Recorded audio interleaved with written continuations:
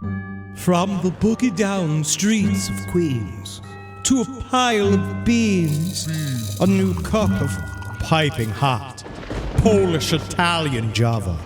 Last podcast on the left, and Spring Hill Jack Coffee are rising from the rubble with a new brew on lock. Butterfly Dudes Blue Eye Blend.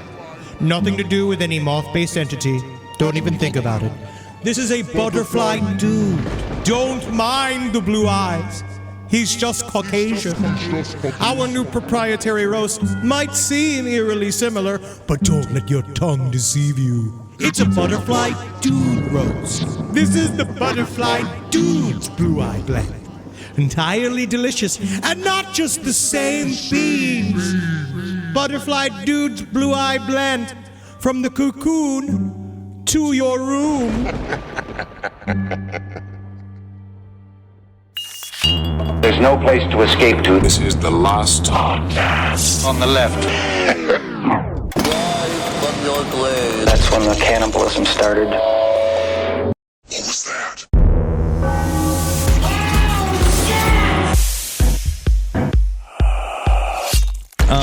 I just want to kind of maybe open up today's episode, first of all, talking about how you guys are handling your own demonic attacks inside of your homes. Yeah, right. Yeah, absolutely. How has it been? Like, have you been able to sleep? I was trying to sleep last night, but demons kept jumping inside of my penis and making it big. Big? Like, too big. Like, and I was scared of at first. I was scared. Natalie was curious. Yeah. Then she was scared. Then we were both delighted. Then we were confused. And we went to sleep. But then, because I fell back asleep, my penis deflated. Yeah, so it's fine, back to normal today. Smaller than yesterday. Interesting. Which I also don't like that. I feel like in a way it's like if we wear a too small of shirt. Have you tried rubbing it and rubbing it and rubbing it and rubbing it and rubbing it and rubbing it and rubbing it and rubbing it and rubbing it and rubbing it all morning? And then I called my neighbor, and he came by and he says, "Have you been talking about Chad Daybell and Lori Vallow?" And I said, "Yes." He's like, "I had a demon come into my house last night and make my wife's clitoris 5 inches long." And I was like, "Is that good or bad?" And he just gave me 2 thumbs up. And I realized he wasn't wearing any pants. And then I was like, thumbs up. But so I actually, in a way, in that way, it's kind of helping the neighborhood. But have you guys seen anything kind of the same or different? Well, I learned how to bless my own urine. Wow. Yeah, and so it's really, and so I got holy water coming out of me all day. So Wow. I'm doing great. Can you actually... Would you like me to? Can you give me some? Can you give me some, please, Daddy? I want to be your hope urinal. Well, is that why you were laying down next to the toilet earlier? Yes. Welcome to the last podcast on the left, ladies and gentlemen. I'm free of demons, Marcus Parks. You're free of demons? I'm totally free of demons. Oh, no. I sold my soul many a year ago, so they don't bother me anymore. Whoa. Yeah. I should. You know what my problem is? You know what I never did when I was doing all that paperwork? Because obviously I'd have no need for it. Yeah. As a matter of fact, I could lose it. I could lose the weight. Sure. But I forgot to click finish on the DocuSign. Yeah. That's how the devil gets you again. Ultimate Trixies. You didn't finish complete. And we have the technologically impaired Henry Zabrowski. It's not me who's technologically impaired, honestly. How am I supposed to know? It's always like at the end of some blank page. I can't believe we all just agreed to just sign through the internet. Yeah. It's like we just Fuck it. cut that, like the one thing that like really kept it real. We just make up my signature. Whatever. I want to say my signature is just like a scribbled drawing of a flower, you know, that I just hit print. And we have longing for the old days. It's Ed Larson. X. That's what I sign. Yeah. I like a good old-fashioned X. Oh, yeah, that's right. You still haven't learned to read or write. No. But I did learn that X is called X and not line. Wow. Yeah. Wow. Man, you're really growing up. Yeah, man. Now I'm learning how to play the line on the phone. I mean, the xylophone. Get better. Learn. I need you to learn letters. And here we are for Chad Daybell and Lori Vallow, part 2. Yay. So when last we left the story, Chad Daybell had finally gained a following of sorts in the Mormon neo-fundamentalist doomsday community by appearing on Mormon prepper podcasts and giving talks at New Age seminars about the impending apocalypse. Chad had gathered a small group of apocalypse-minded Mormons who were on the same near-death experience trip as him. These followers, however, were mostly women, and amongst his biggest fans was his eventual partner in crime, Lori Vallow. Yep. we're meeting her today. Oh, sweet, sweet Lori. Finally, my life is complete. She's going to ruin us all. You know, Chad Daybell, what I do find is interesting is that I watched a really good in-depth interview with Heather Daybell, his sister-in-law. One thing in common with all of these ex-Mos, they all got that Connie Britton Yellowstone hair. Yeah. Everybody's got the big hair that kind of looks like a Tina Turner wig. It's got a bunch of 4 different flavors. You mean Friday Night Lights hair? Yes. Yeah. It's got that sort of like 4 different kinds of blondes in it. You know what I mean? It's very big. They all got also crazy fakies. Yeah. Well, why not? Big old crazy bing bongs. After you're out of the Mormon church, go ahead, have at it. Strap them on, man. It's more man. It is, but now you're more woman, right? But Chad Daybell, he was like weirdly, the way she talked about it, it finally nailed something in the head for me. He was so pompous. He thought that he was so cool. And the worst thing ever was that when he pulled into Rexburg with sad Tammy Daybell in tow. Yeah, when he's here for the new Jerusalem. Oh yeah, when he showed up, the worst part was that everybody loved it. Yeah. They became like very popular. That's what I said that last episode. And they keep walking around and telling other people how their land is eventually going to be theirs. That is also wild. To go into somebody's house and be in like, Idaho, no less. oh yeah, and they're like, oh yeah, all of this we'll be using this year that'll be for the lazy river in the post-apocalypse. And they're like, what? But most of the people are like, yep, yeah, oh yeah, see it too, Chad. Well, that's because he looks like a peeled potato. Yeah, who's going to take him seriously? He's never going to get this off the ground. I do think there was some of that, being like, it's fun for now. Yeah, and almost like a little bit of Mormon politeness as well. Like, where it's like, I'm not going to tell this guy to fuck off. Just like, yes, encourage him, smile, and just let it go. You also joke. We talked a little bit about this. I'm not joking. I'm being 100% serious. Mormon politeness is a weapon. Yeah. Much like their arrogance. Just like Southern charm. Same. Yes. It's like their arrogance is what is going to kill this family. Yeah. Now, we spent the majority of the last episode telling the life story of Chad Daybell, and while his life story is extremely interesting, it's pretty damn tame for the most part because of Chad's extreme Mormon demeanor. Extreme Mormon! Line Mormon. Yeah. But, Chad, he didn't really go off the rails completely until he met Lori Vallow. So today, we'll be covering the story of the person who pushed Chad over the edge. A story filled with death, sex, betrayal, religion, and lies. This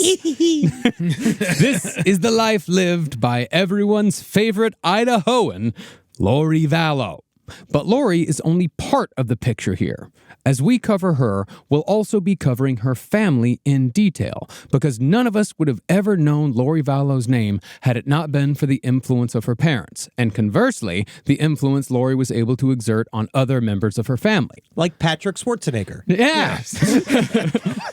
Particularly, we're going to be covering Lori's brother, Alex Cox, who would, in time, become directly responsible for 2 attempted murders and 3 actual murders. Alex was just as, if not more, psychopathic than Lori Vallow herself. And that's not even to mention the fact that Alex was also an open mic stand-up comedian. And which is worse? His credits include killing men, girls, and boys. Please welcome to the stage, Alex Cox. Yes, thank you, everybody. Kill my sister's kids, please, if you could. Anybody? I'm just so lazy. Anybody here ever kill a man in fake self-defense for their sister and then she doesn't even have the good grace to sleep with you? The worst. Still hard thinking about it. Anyways, those Utah Jazz, more like the Utah As. Well, thank you. Make sure to hit your waitress, folks. So Lori Vallow came into this world as Lori Cox in Loma Linda, California on June 26, 1973, the 4th of 5 children born to 2 massive Mormon pains in the ass named Janice and Barry Cox. Barry Cox is truly extreme Mormon. Yeah. This is the most extreme Mormon that you could meet. Dude. Yeah. This Also, triple X. The horniest name of all time, Barry Cox. Oh, yeah. I didn't even get it. Yeah, buddy. Barry Cox. And guess what? He might have a bit of the Fritzl in him as well. Oh, he really? definitely, Yeah, just name. he truly was. He put the Cox in his family. See, unlike Chad Daybell's family, Lori's brood was far more relaxed when it came to mixing the secular world with the Mormon world. Janice Cox, Lori's mother, she wore high heels, tight leopard skin pants, short tight tops. She loved to bleach blonde her hair. And Lori's father, Barry, he was a gambler who liked to sometimes bring Lori along as a good luck charm. You know, in the doc, Lori looks like a fucking iguana with a wig on. Oh, you're talking about Janice? Janice. Yeah, Janice, yeah. Oh, God, yes. Janice is burnt. She looks I like... saw her lick her eyeball once. You know when somebody looks like their sins? Yeah. You know, like they look like the thing that they did bad. Mm-hmm. That's like what she did, because she really is. She's like a little like... She's a Stephen King character. Yes. Yeah. Yes. But, you know, they were the fun family. Yeah. They were considered the fun Mormon group because her cousin Megan went to go stay with them several times. And she said that Barry Cox took them all to see Rambo. And she said, obviously, in the Mormon community, that's an extreme big no-no. But Barry Cox overrid it by being like, that's the kind of way we're going to be living soon. In the forest, fighting the police one by one. Like he was ready to go. And he loved prostitutes, man. Did he? Oh, yeah. I didn't know that about him. Love them. I love them because it's not that you pay them to come and it's not that you pay them to leave. You pay them to touch. That's the key. And they don't come home with you. Yeah. You're right. Well, Barry and Janice Cox were also big fans of Hawaii, and they'd often abandon their children for weeks at a time for gambling trips out to the islands. Who the fuck goes to Hawaii to gamble? I didn't even know you could gamble in Hawaii. Apparently you can. I guess if you go on like a cruise ship or something. Yeah, I think maybe in Honolulu. Also, there is a giant Mormon stronghold in Hawaii as well. Extremely so, and we're going to get to that later. But when Lori's parents went to Hawaii, they would leave Lori's eldest sister at home to take care of Lori and their other siblings. As such, Barry and Janice were always somewhat on the outs with the LDS Church, subscribing to the beliefs, but never really fitting in with the establishment. For example, Barry once showed up at a church function after a particularly good trip to Hawaii and screamed, "Aloha!" at the congregation. Aloha! Shake my hand! Shake my hand! Aloha! Shake my hand! Shake I my want to hand. shake his hand! Come here! I want to shake your hand! Aloha! It's goodbye and aloha! Well, he expected everyone in this Mormon congregation to shout aloha back, but he was, of course, met with total silence. Do you even understand that the national dance of Hawaii involves hips and tits? Do you know? But it's still sacred to the crabs. Aloha! Well, as far as the Cox children went, most LDS members from their origin point in California claimed that they barely remember Barry and Janice as kids. The siblings were also thought to be strange and off-putting by their peers, to the point where their house was a near constant target for a good old-fashioned toilet papering. Well, they already look like a flaming pile of dog shit. That was the ultimate Mormon kid, like, naughty thing. Yeah, that was the big rebellion, was TPing. Yeah. Now, when you're talking childhoods, Lori Vallow's is a special case in the pantheon of true crime. There are no stories of extreme childhood abuse like you'd get with other psychopaths, nor do you really see anything in her childhood behavior that would give any indication that she'd eventually do what she did. In fact, the Cox family was wealthy, when Lori was said to be a spoiled child who was given anything she wanted. The hitch in Lori's childhood, however, was that there was somewhat of a subconscious battle between her parents for who would be the bigger influence. But it must be said that both influences were absolutely fucking terrible. Yep. Lori's mother, Janice, for example, was essentially a vapid trophy wife obsessed with being beautiful and staying thin. Totally surface-level stuff. And she attempted to shape Lori Vallow in that same image. See, Lori was somewhat of a chubby kid, so when she was in 6th grade, her mother put her on a strict diet so Lori could be put on the cheerleader track. And when Janice Cox was the coach for Lori's childhood softball team, Janice would make fun of Lori's weight in front of the other girls. As such, by the time Lori was in high school, she had finally met her mother's expectations. She had indeed lost weight, and she had indeed become a cheerleader. She kind of morphed herself into a sort of like friendly and popular Barbie doll type. It's fucked up because softball's like the one one sport fat people can play. It's really true. Because I was always taught as a chubby baseball player that you got to get in front of the ball. And that's the only thing that counts. You got to block the ball with your body. Doesn't matter if you use the glove or not. You just got to stop the ball. And that requires extra mass. Yeah. And Jackie also was a softball player, and a lot of the girls were of that persuasion as well. Sure. And that's nothing to do about that, okay? It's a sport. You got to build up muscle. Fat turns into muscle if you work it, right? Yeah. That's what my father told me. My father told me that you're fat, son, and that means you're strong naturally, and you got to use it. That's how he taught me. Yeah, my father also told me I was big and I should beat up people. That is literally what he said. But and Janice, she did the thing. I was small and disappointing. You're not like your brothers. Here's a spiral notebook. But Janice taught them all the trick of, which I also thought was real, and then I found out that apparently is a massive eating disorder, where she's like, "Oh, Laurie, you never have to eat anything you want at all. You don't have to swallow it. You just chew it, Laurie. You chew it and you spit it out." Jesus Christ. Yep, that's what she did. So she would and she also, because it's Mormon, you have to keep up all appearances. So again, if you're at any potluck or anything, you got to heat that plate up. So it would just be filled with chewed food, but it would be at the end of the meal. Oh, yeah. Oh, God. What a horrible family. I go and I leave it for the birds. That's how they like it. That's how a mother feeds its child. But it also must be noted that even though Laurie's family leaned more towards the secular in their lifestyle, Laurie was also a committed Mormon who attended LDS seminary classes every morning before school, drinking in the indoctrination at every opportunity. But by Laurie's senior year, she had begun bleaching her hair blonde. Laurie's not a natural, surprise, surprise. Wow, okay, bitch. She does look like a natural two-tone. She began wearing skimpy clothes, and soon enough, she'd taken a non-Mormon bad boy as her boyfriend. Oh, yeah. After graduating, Laurie moved in with her high school sweetheart, and the two of them were married in Las Vegas by 1992. After less than a year, though, Laurie was divorced following allegations that her husband abused her. This made her high school beau the first of 3 divorces and 5 marriages that Laurie would have over the course of her life. If I ever have a second marriage, the only way to be with somebody with something like that is that they have to have, like, I say 3 times the marriages you've already had and several attempted homicides. Yeah. Because that's how you know somebody's got stories. Yeah. I mean, because, after a while. You're interesting. Wow. Yeah. Oh, cool. Yeah, say another one. Laurie, however, would not be the only one in her family to marry and divorce young. Her older brother Alex also married and divorced his high school sweetheart. But that wasn't the only thing Laurie and Alex had in common. See, Laurie and Alex's relationship was what you'd call too close. Supposedly, Laurie told her junior high best friend that Alex had made sexual moves on Laurie when they were kids. But by the time Laurie was a little older, it seems like Laurie had decided she was into it. Maybe.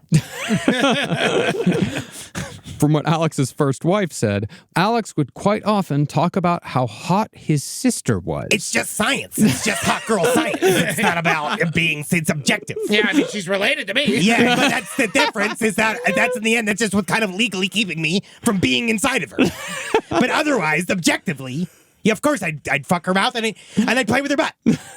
This was in addition to frequently groping Laurie, and this was with Laurie's permission.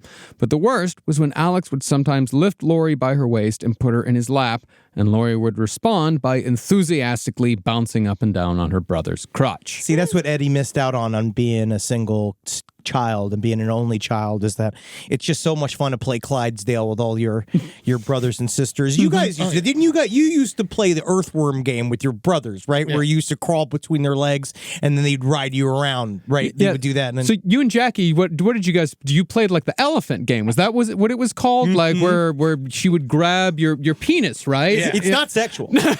It's not sexual. Pull it down to see how long the trunk could go. Yeah, it's familiarity. You take the balls and you pull them out so they're ears. We were close. Yeah. Okay, and some people are jealous of that scenario.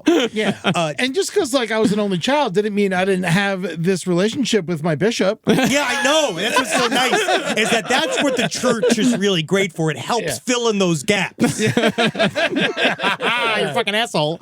You know, the family, too, is funny, because I said this to you as a little allegorical thought in mind, but in the beginning, so, like, Lori, you hear the story about how her cousin and her went on a double date, and this is before everybody really knew that she was already kind of sleeping around. She wanted to make out with her boyfriend. They went joyriding all night, and one of the big famous stories, I guess, of her childhood was that they saw a cat going across the street, and her boyfriend was laughing and trying to get it, and then they ran over the cat, right? And Megan started crying and shit, and they stopped the car and double backed over it to kill it, make sure it was dead. And Lori was laughing, and all of this shit. And this image hit in my mind of Laura Palmer. Yeah. Like, this is Laura. This is literally the beginning of this cycle. She's living a double life because Mormonism is forcing all people within the religion to live a double life. Mm-hmm. But actually, in the end, she was Bob all along. Yes. Is it bad for Mormons to kill cats? Because it doesn't seem like it's against their beliefs. I'm going to look it up. I mean, do you really know of any religion where specifically killing cats is forbidden? Yeah, I don't think so. Yeah. So go ahead, buddy. Go ahead. Well, probably Jewish because it's not kosher. According to the super old man that looks like he's made out of frozen cum, he says that they're supposed to respect animals. Okay. All right. Okay, good. Rise from your grave. Now, after Lori's first divorce, she moved to Austin, Texas to join her oldest brother, Adam. But while Lori got a nice Mormon job as a hairstylist, Adam had delved fully into the secular world and had gotten a job as a shock jock radio DJ using the name Bo Nasty on KHFI FM. Oh, that's awesome. I mean, I really like that. Bo Nasty. Bo Nasty. Interestingly, though, Lori's oldest brother, Adam, and this is different from Alex. This is not the open mic guy. Okay. Adam would actually be the first member of the Cox family to be responsible for the death of another person. Because in 2007, Adam Cox was one of 3 Morning Zoo radio DJs who hosted a stunt infamous in the radio world called Hold Your Wee for a Wee. Keep on holding that urine. I can't see that yellow pearl come out of the top of that little snake you got there, or you're not going to get the wee. We all love wee tennis. Hold that pee. It's true, though. No, this is absolutely true. This story is... So what happened? How'd the guy... You can die from that? Yes, you can. Well, during the on-air contest, 18 people drank as much water as they could, as fast as they could, and tried to see who could go the longest without urinating or vomiting. And the grand prize was a brand new Nintendo Wii, which was brand new at the time and quite rare. And it sold out everywhere. Yeah. And, and a lot of these people, these 18 people, a lot of these were like parents trying to get a Wii for their kids. Yeah. But drinking a large amount of water in a short period of time can cause acute water intoxication, which is a fatal condition. And one of the contestants, tragically, the runner-up... Man! I know. He didn't win? She didn't win, no. And she actually died hours after she lost the contest. That's what they mean by second place is first loser. Hold on. So did she lose because she died? No. No, she lost because she wasn't able to hold the water longest. And she peed and she still died? She still died, yeah. Man, that other guy could drink a lot of water. Yeah. Yeah, that other guy's like, how fucking tough is my dick? But before you say this is an innocent prank gone wrong, Adam Cox and the other DJs, during the contest, they discussed a frat boy who had died doing this same stunt, I think like a year or two earlier. And a nurse actually called the station during the contest to tell them, if these people do this, they will die. Adam and the other DJs, however, said on air that they were well aware that these people could die. You have to do it in the voice, though. Oh, we're well aware. Oh, we are well aware that these people could die here on KHFI-FM. Tune in every Monday morning. We're going to be guaranteeing that there's going to be one person dying every single week. Get the let out! Bam, bam, bam, bam, bam, bam, bam, bam. Welcome our new Get the Let Out competition where we shoot you in the head and see if you survive.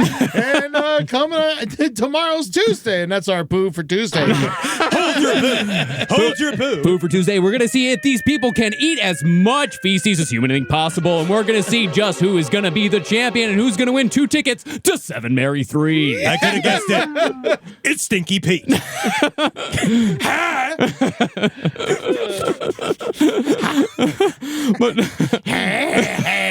That's enough. You've won too many contests now. But yeah, they said they were well aware these people could die, but no, they weren't worried about it because the contestants had all signed waivers. And they even took the opportunity to make jokes about the eventual victim's distended belly while she was obviously in distress. So like, oh wow, she looks like she's a 3-month pregnant over there. What do you think about that, Adam? I hope that she could get some kind of water-based abortion. Well, I'm sorry, I've been getting a letter from my producer here. I'm off the air. They said one more abortion comment and you're out of here, Adam. All right. Well, You knew about it. You got the memo. I guess I won't talk about what I know about the program director. But Adam and 9 other employees were fired after the death. And while Adam never faced criminal charges, he still maintains that he did nothing wrong.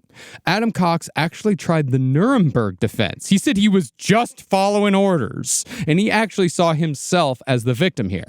But really, all this is just to prove that just about everyone in the Cox family, not just Lori, is absolutely fucking awful. They are a bad set of fuckers. Because Adam does sort of get like lifted up as like the good one. Yeah, because he wasn't a direct murderer. If that's the bar, and you're the one sibling that either was, well, Stacy. Yeah. I don't know what happened with Stacy, but it's like this whole, like, that's all you ought to be better than. Yeah, well, he did show up to the wake with a Wii.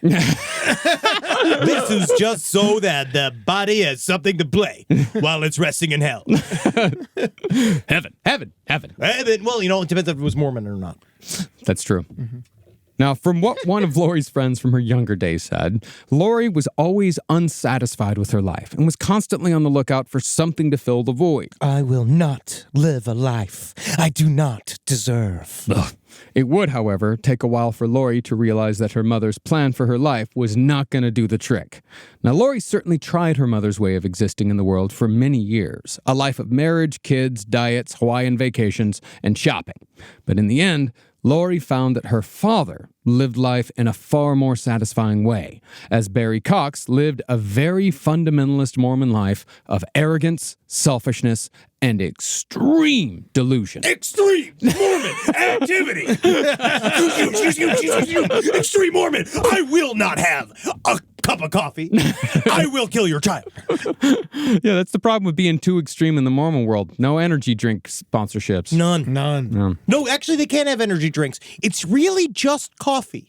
You can't. So you can have caffeine and Yes. gory and all, but it's coffee that's evil. This is the thing about the I thought Coca-Cola was bad. Yeah, you can't have sodas. You can have soda. You absolutely can. You can have caffeine. I got many emails about this. You absolutely can. It is just coffee. That's how stupid it is, Marcus.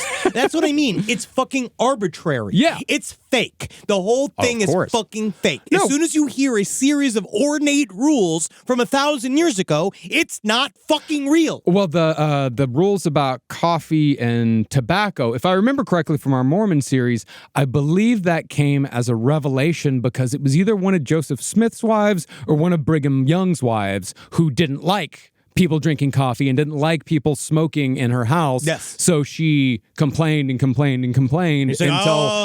until there was a revelation. It's like, God told me we can't have coffee and fucking cigarettes in here anymore. Yeah. And it's continued to this day. That is very much the arbitrary nature of Mormon revelations. Oh, I thought they didn't want coffee because they just liked having sex with people while they were asleep.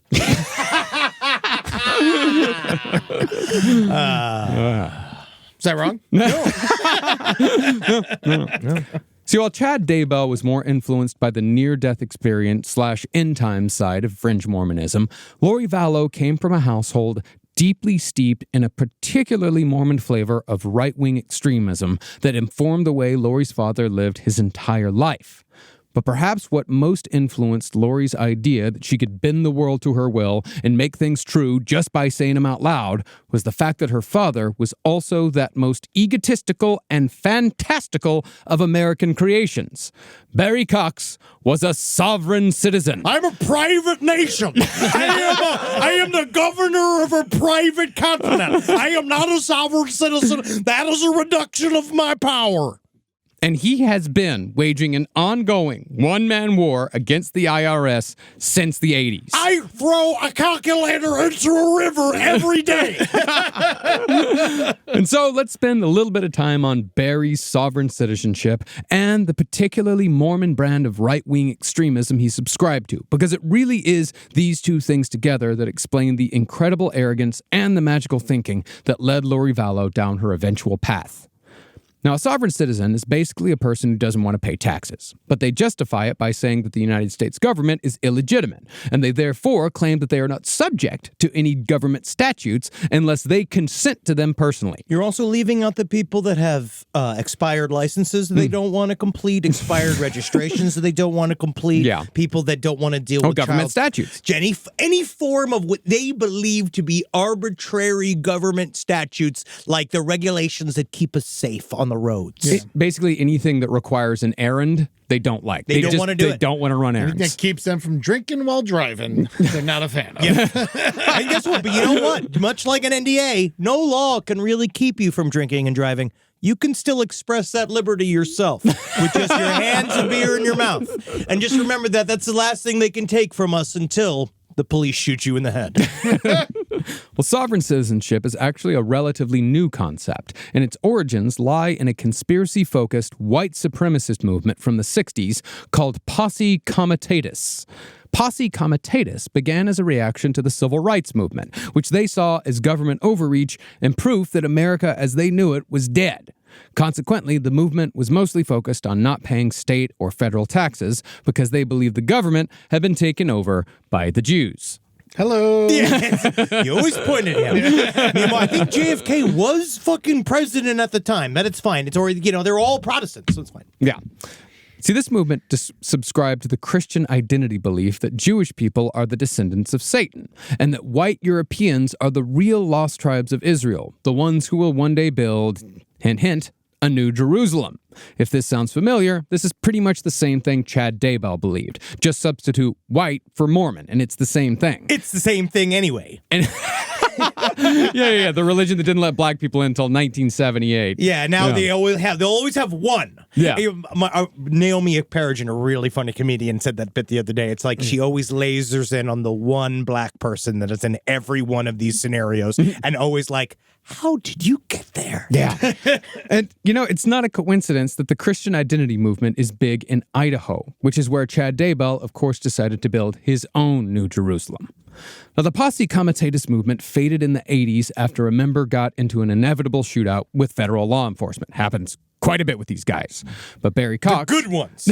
But Barry Cox, Lori Vallow's father, nevertheless joined this highly racist right-wing movement and declared himself a sovereign citizen that same decade. I saw a group of people, delusional, racist, anti-government, and my first thought was, finally, my people. But just as Barry's daughter Lori is now defending herself in court for her second murder trial, Barry Cox took one law class and believed that he could, acting as his own attorney, validly argue in court against the United States government that he had no tax liability. Therefore, he stopped paying taxes in the 1980s. So how'd that work out? Badly. We're going to get to that here in a bit.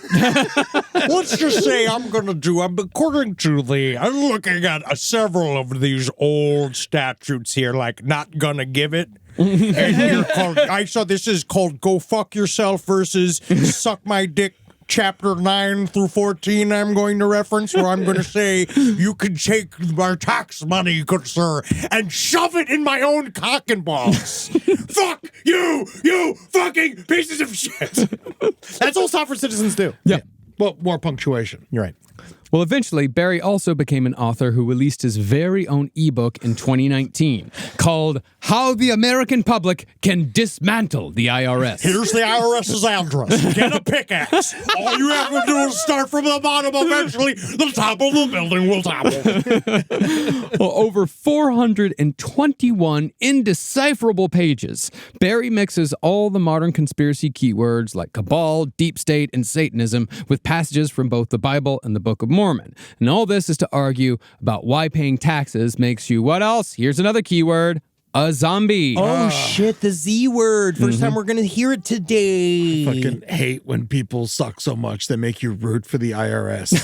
Isn't that sad? Yeah, it is sad. It is sad. Yeah, the NSA are suffering right now. They're really scared for their jobs. And honestly, it's just nice to be here as an open member of the NSA to say thanks again, guys. And go Russia. We're coming for you, America. Yeah, you've gone from shill to straight up member, right? Fuck yeah, dude. No, That's amazing. I'm out now, dude. It's really good. I'm proud of you. It feels good. Yeah, I don't have to keep the secret anymore. It's been driving me nuts for years. It's so nice to finally just be proud. You Yeah. got your espionage badge, right? Yes. yes. You'll see.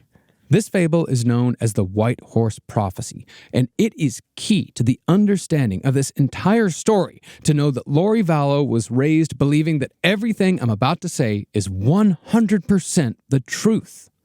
Now, the White Horse Prophecy is a sort of Mormon urban legend, a piece of apocrypha not officially recognized by the LDS Church as canon. But it is said to be a prophecy made by none other than Joseph Smith, the founder of Mormonism. Now, the story goes that Joseph Smith revealed this prophecy to only one man. This man claimed that Smith told him that the Mormon people will eventually go to the Rocky Mountains, where they will establish a society of great and mighty people. These people will collectively be known as the White Horse of Peace and Safety. Well, Joseph Smith continued the prophecy, saying that the enemies of the Mormon people, i.e. the United States government, would continue to impose their will on the Mormon people by making quote-unquote obnoxious laws in order to destroy the White Horse of Peace and Safety. Laws like no polygamy and no more marrying underage girls. But how am I supposed to get a girl? Only girls under 13 understand me. The Mormons are so impatient. Just wait for them to be old. No, that's the worst, Eddie, because then they're old. Yeah, and you've missed the chance to indoctrinate them and train them and mold them to be exactly what you want. You also don't get to experience their sweet, precious bud of youth. Hey, White Horse, nay means nay. Now, to protect the White Horse, and just, it's important to know, the White Horse is the Mormon people. It's like, imagine a Trojan horse, and all the Mormon people are inside. Kind of. Okay, Yeah. sure. Smith said that the Mormons must continue to petition Congress constantly, but Congress will refuse to give Mormons their rights, and will instead govern them from the outside.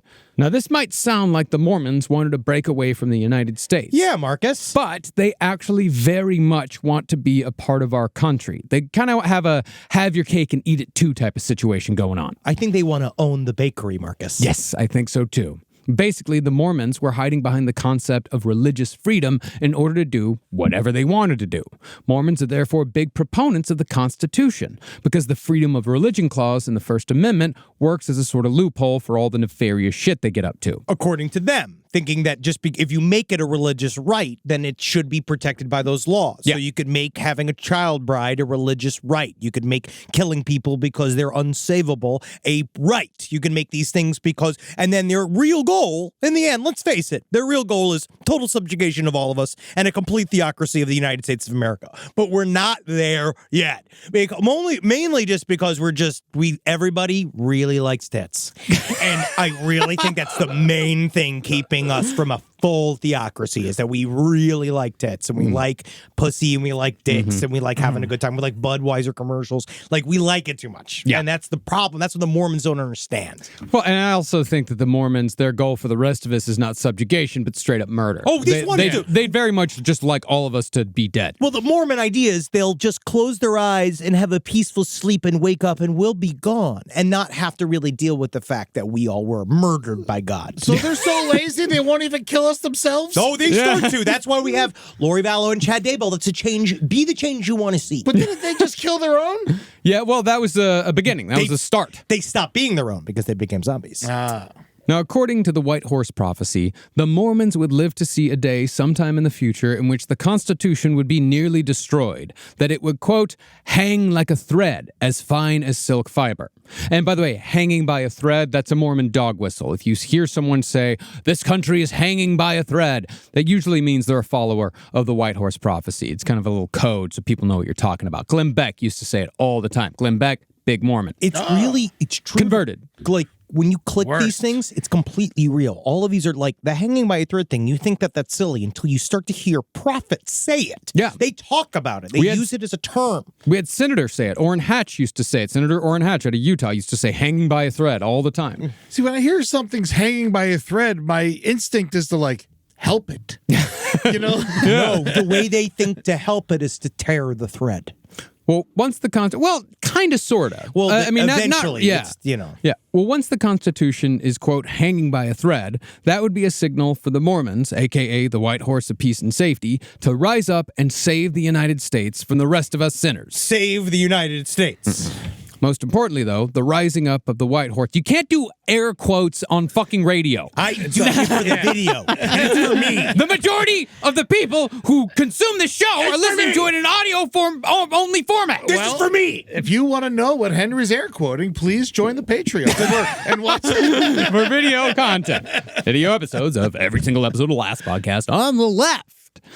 But most importantly, though, the rising up of the White Horse would be a sign that Armageddon was imminent, as the White Horse is what else but a direct reference to the 4 horsemen of the apocalypse from the book of Revelation. Behold a pale horse and all that. But that's all to say that the White Horse prophecy directly ties the policies of the United States government to the end of the world, and it makes the Mormons the central characters in both the end times and in the story of America at large. And the goal is to bring the end of the world here. They want it. They're really excited for it because the tribulations are going to kill all of us, and then they get to go live in their Mormon paradise. If the 4 horsemen ever came to America, they'd have to race in the Kentucky Derby. That would be what a delight, what a get. And it's pestilence by a nose. Yeah, that'd be fun. And the nose has fallen off. Enjoy your mint juleps, everybody. It will be your last one. Now, Lori Vallow grew up believing that the White Horse prophecy was totally real, and that belief only got stronger throughout her life. See, the White Horse prophecy creates a sort of alternate universe for Mormonism's more fringe members to live within, a world where Mormons are exceptional beings who sort of but don't really have to live by the same rules as the rest of us. In addition to the White Horse prophecy, Lori Vallow was also raised with the narcissistic delusion of sovereign citizenship, a world of magical thinking where she can live by her own rules and beliefs simply by stubbornly forging ahead.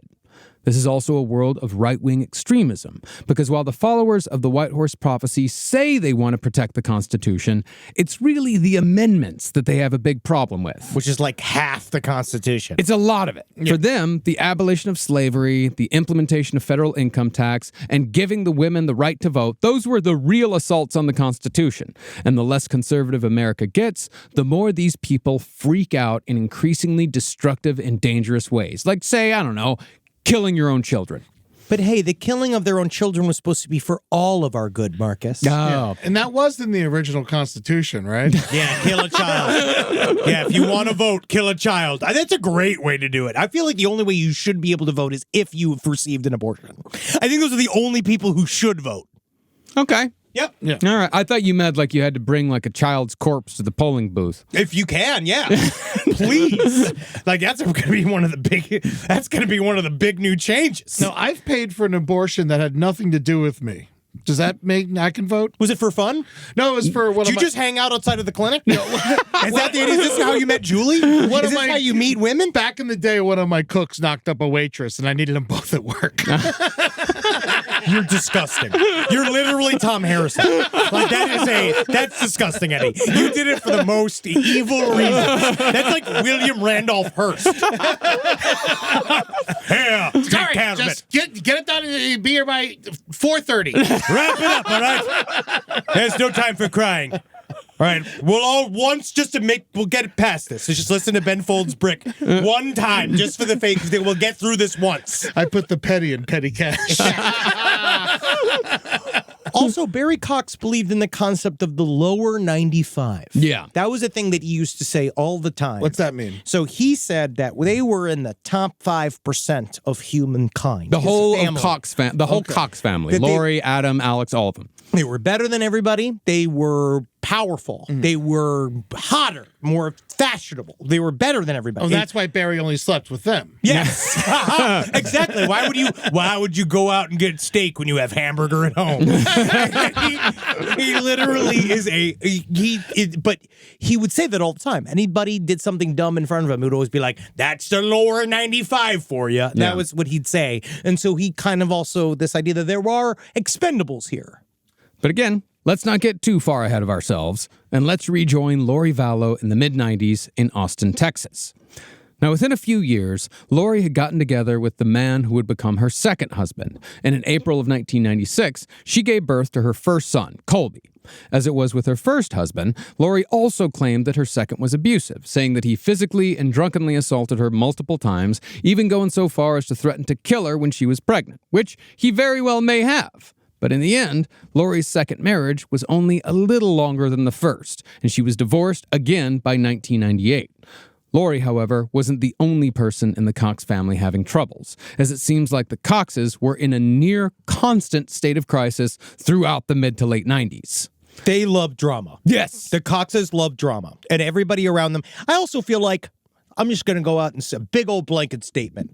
Mormons love drama. Yeah. Because their lives are fucking boring. They have a very popular reality show. Yes. Yeah, And they, very, very fucking true. Yeah, the easiest way to inject drama into your life is polygamy. and fucking. Yeah, just literally fucking. And these guys all would fuck, interfuck. The ward drama sounds so fucking exhausting and so stupid.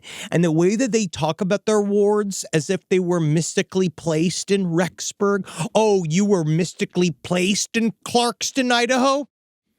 The only people that were mystically placed in Clarkston, Idaho were the fucking robins. Like, literally the birds. You are not, you just were born there. Yeah. And then they're like, well, it's our ward, so we have to stay here. And so they all have to interfight and take it super seriously. And everybody's up their own fucking ass. Now, where do the Mormons stand on divorce?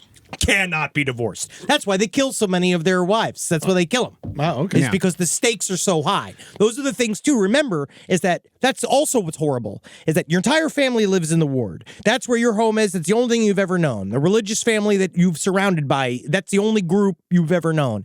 And every single one of these sins, every single one of them involves some form of excommunication / extreme punishment / extreme way to get your penance. I read a book called The Miracle of Forgiveness, which is a horrendous book, which is one of the But let's not get too far off on that. I'm sorry. You got me here now. Basically, they say the homosexuality is bestiality, and it's just a black mark on the whole. They're the fucking worst. Well, you are an animal.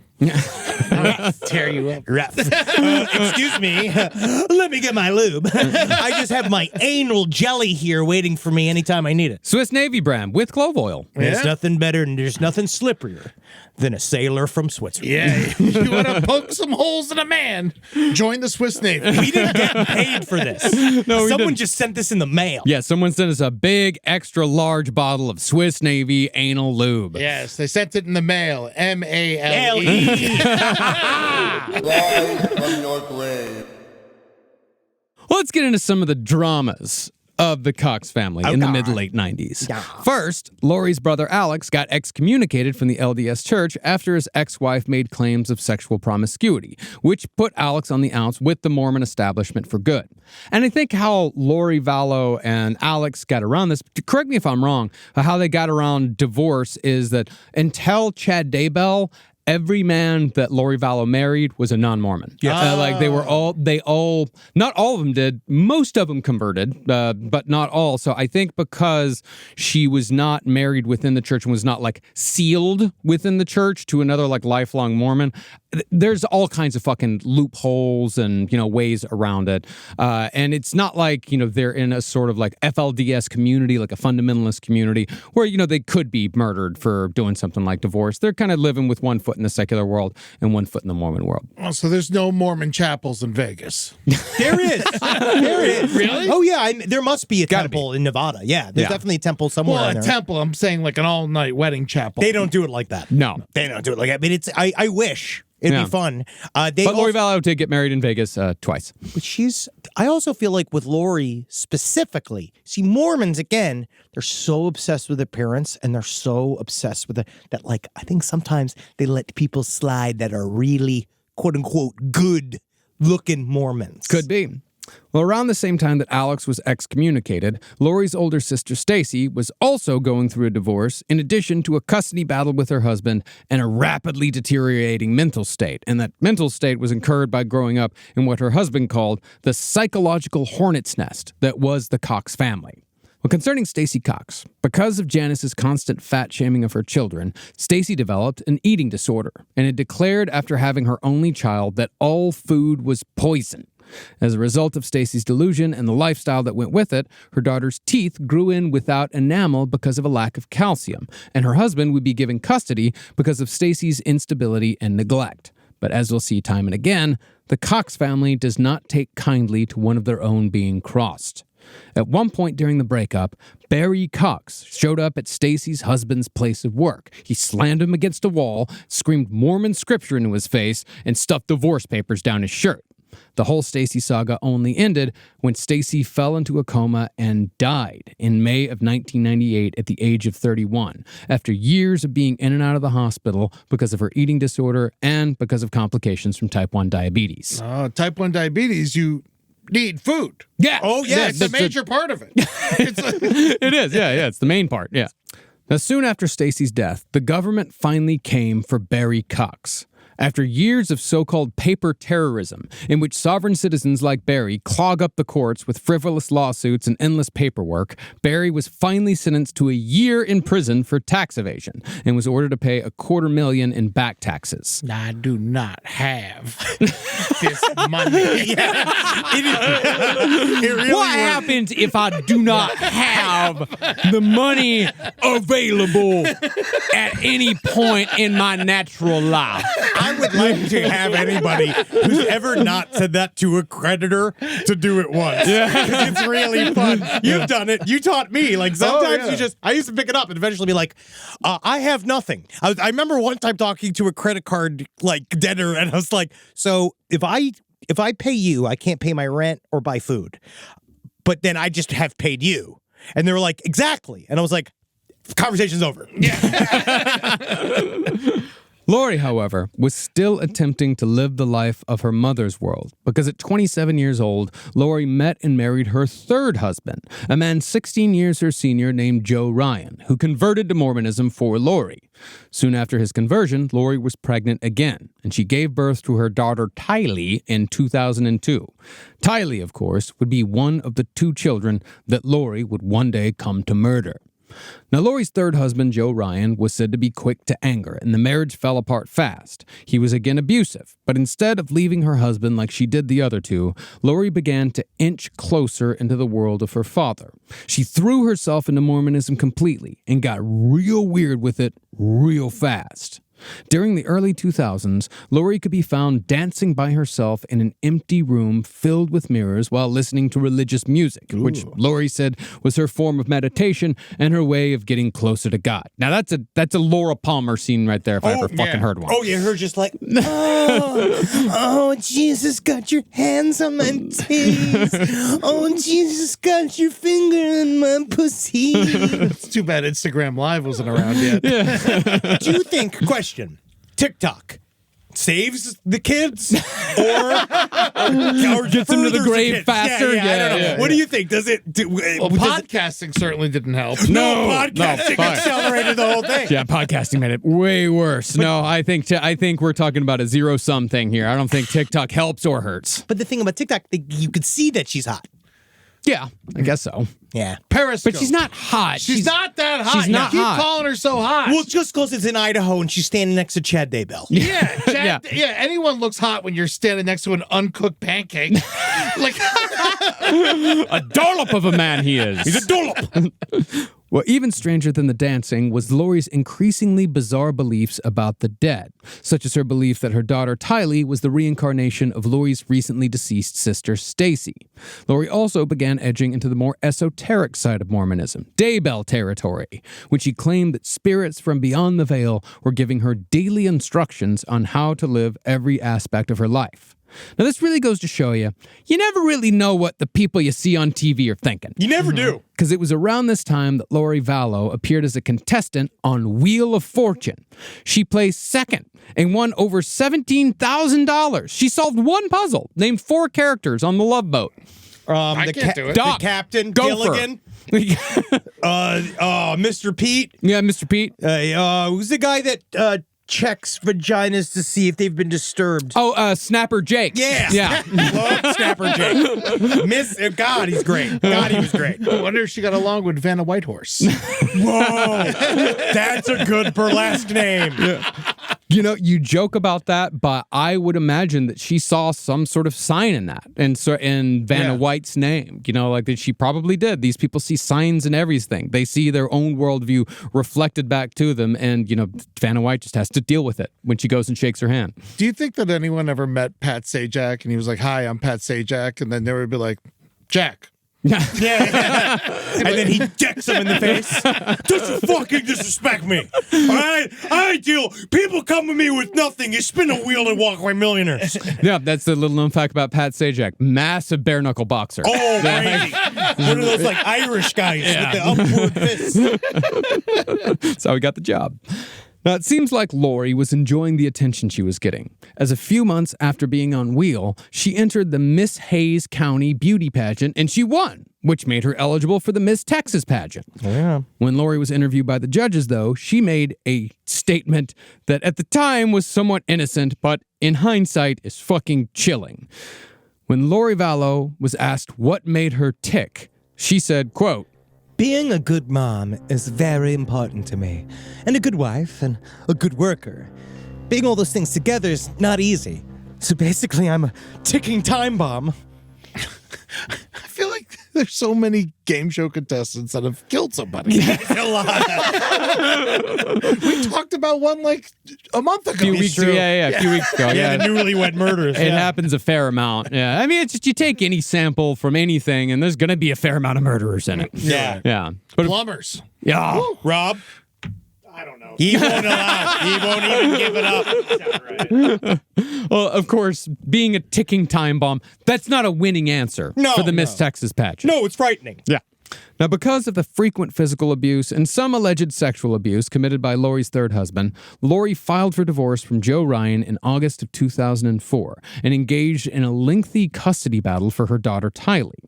Now, Lori's son Colby did say years later, he said it very clearly in the Netflix documentary that Joe Ryan was sexually abusive and physically abusive. But Lori Vallow took these allegations to the next level during the custody fight, telling investigators that she would rather kill her children than give Ryan custody.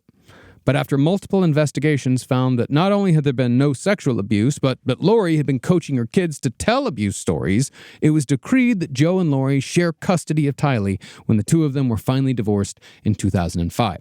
There is a very disturbing line through, which is obviously we believe everybody. You want to believe people when they say they're getting abused, right? But Lori Vallow, you can't take away the end result of all this away from the way she treated people her whole life. Yeah. She used people as tools, and she really did, I want to say, get a kick out of ruining people's lives. She did it several times. It is not just within this context. She used to lie. I guess that's what it is. I'm steeped in all the other side stories about Lori. You start to see this whole picture that she really would turn people against each other all the time. Sure. And she'd lie all the time. She was probably close to a pathological liar. Everybody got a different story about what she was doing and who did what and what at all times. So at some point, I think that Lori is, I think bad things happen to her, but I also think she's massively full of shit. So I think that it throws doubt on all the stuff that she talks about.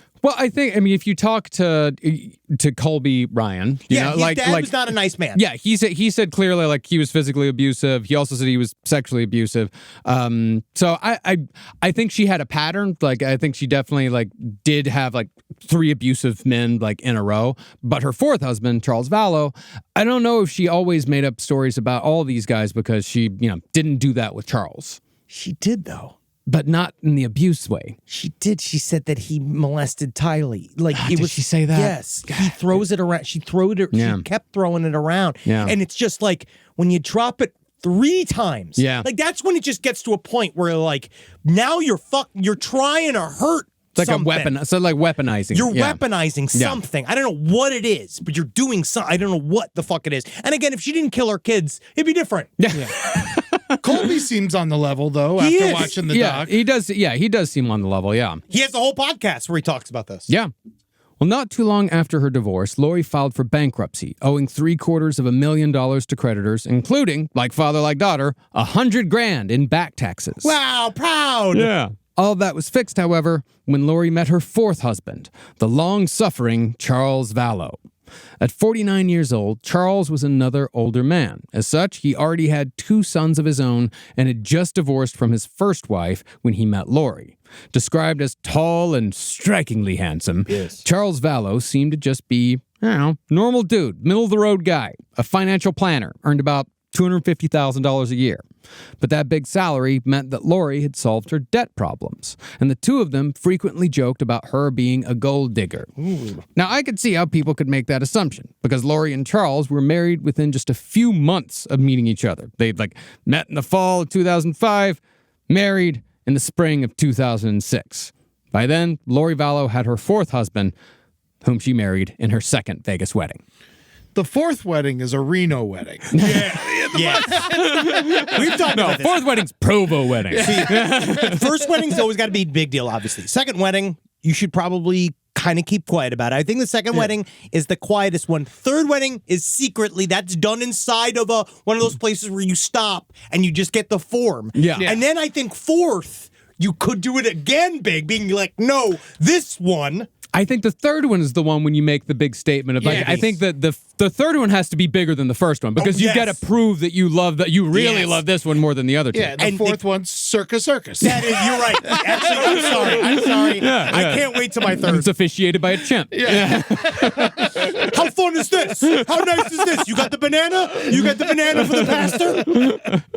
Now, Charles Vallow's ex-wife more or less said that Charles could be a bit of a bastard. But in the ex-wife's view, Lori was just as unstable. It's still an ex-wife's point of view, unfortunately. Yes. The ex-wife never felt safe having her 2 sons around Lori and claimed that Lori would drug her kids with NyQuil and sleeping pills just so she wouldn't have to deal with them. Even so, Lori and Charles were exactly what each other wanted.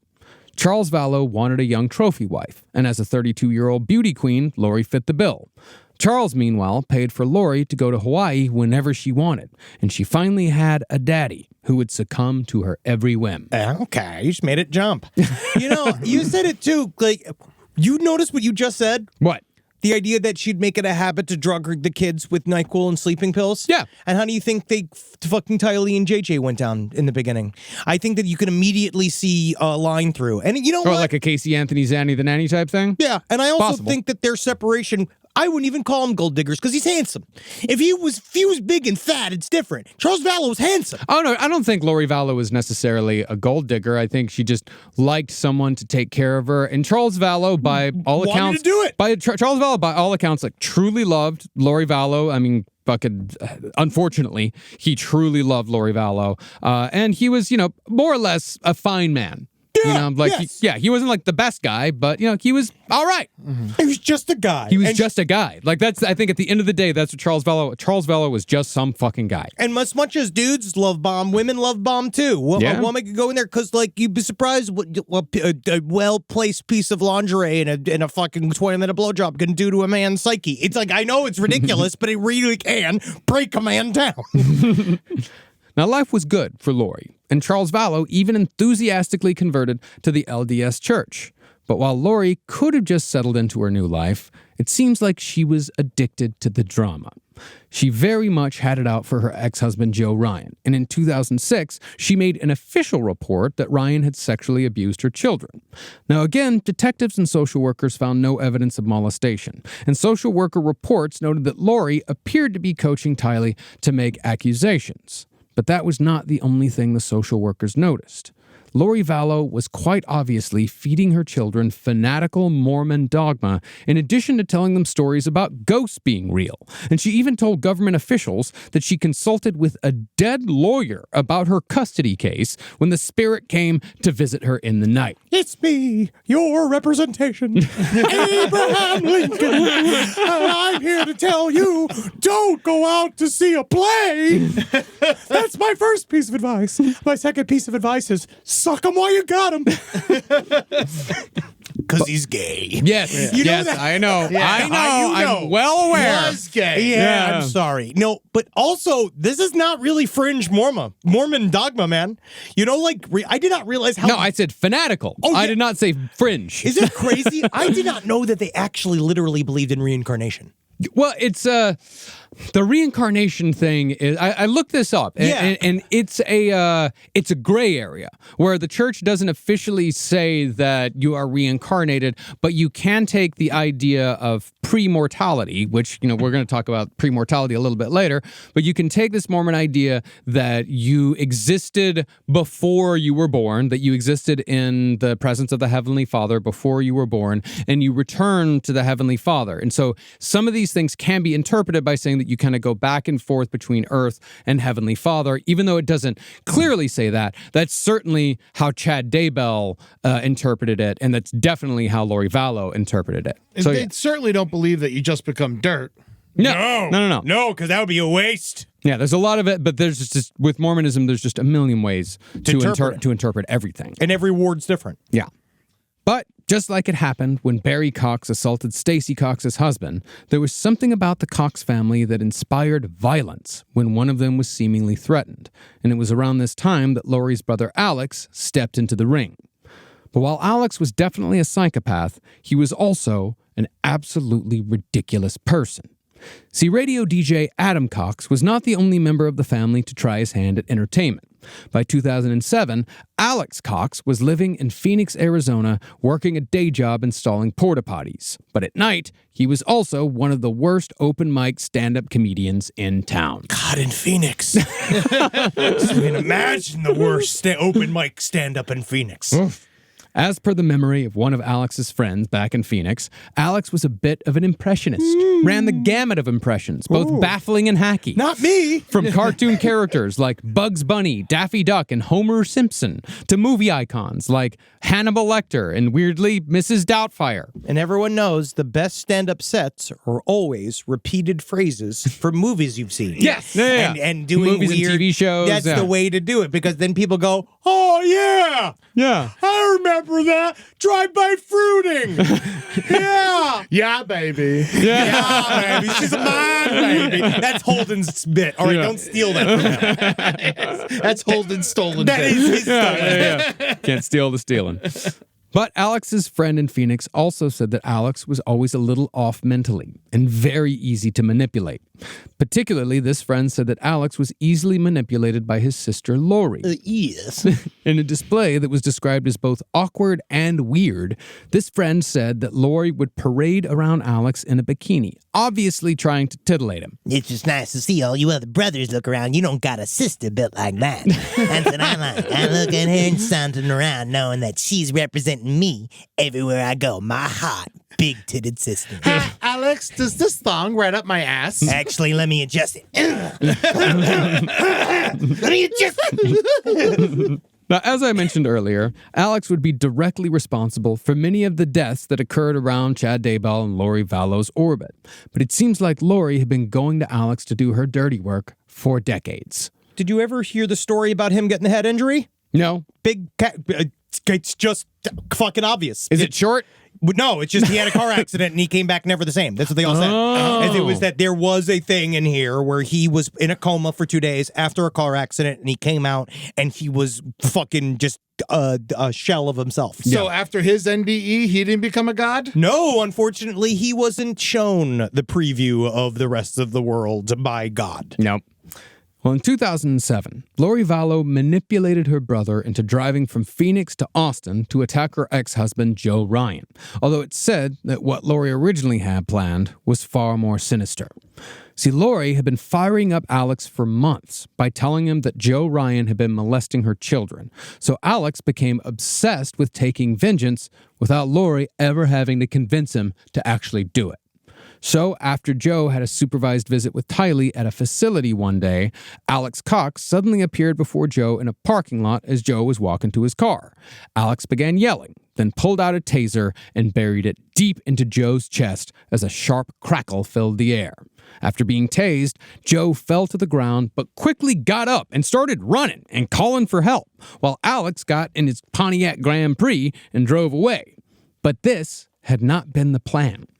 Lori Vallow and her daughter Tylee were actually watching the whole thing unfold from Alex's car because Lori had orchestrated the entire attack. God. According to Adam Cox, a.k.a. DJ Bo Nasty, the plan was to kill Joe Ryan that day by tasing him, throwing him in the trunk of the Pontiac, driving him out to a field, shooting him, and burying him. What is it about Pontiacs and murderers? Casey Anthony, also with the Pontiac Sunfire. I just think it's got a fun look. It's got a vibe. It's kind of like it's vibey. It's Nice flirty. big trunk. Yeah. In the end, though, Joe still came away from the incident with a broken wrist and severe chest pains. The tasing caused him to suffer heart problems for the rest of his life, and he soon after developed a nasty drinking problem to deal with the horrible shambles that his life had become.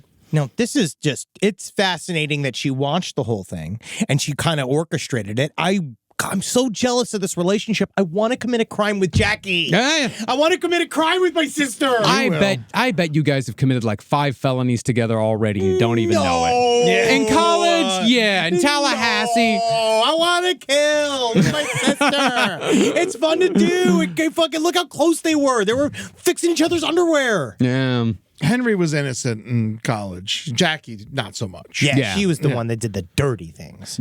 I was making art.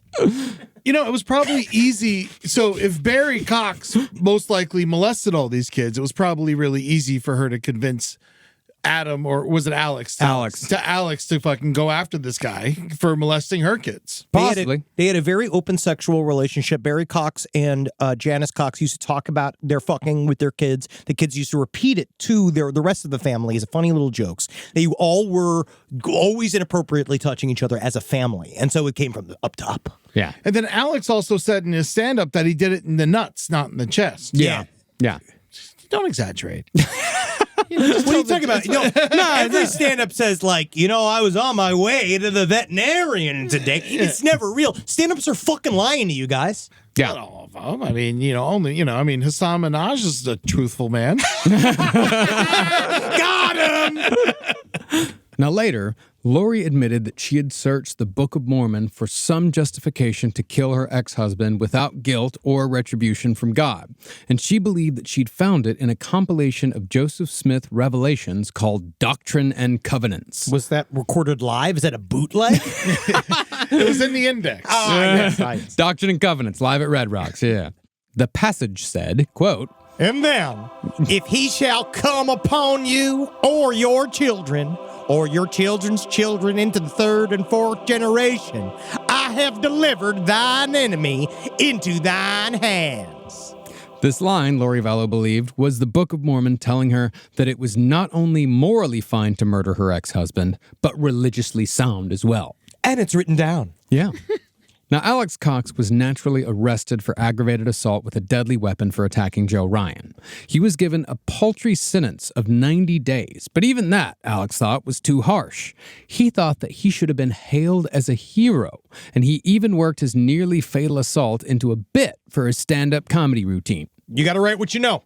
Sure. You know what I mean? Vallow massively almost killed. He should have wrote all about what it was like to almost kill your sister. There's some funny shit in that, I bet. Oh, man, he must have missed at least 8 minutes. God, I wish he was on The Moth. Oh. It's a fucking terrible routine. Like, it's out there, you know, you can see it. But yeah, it's just him warbling on about, I thought I was going to get a medal. Yeah, and apparently it's a felony in Texas to tase a pedophile. Blah, blah, blah, blah, blah, blah. I am surprised that it is. Do you want to play it at all? Do you want to play any of him stand-up? No, I don't want to give him a single bit of fucking air. He's at least not getting paid for it now. No, he's not.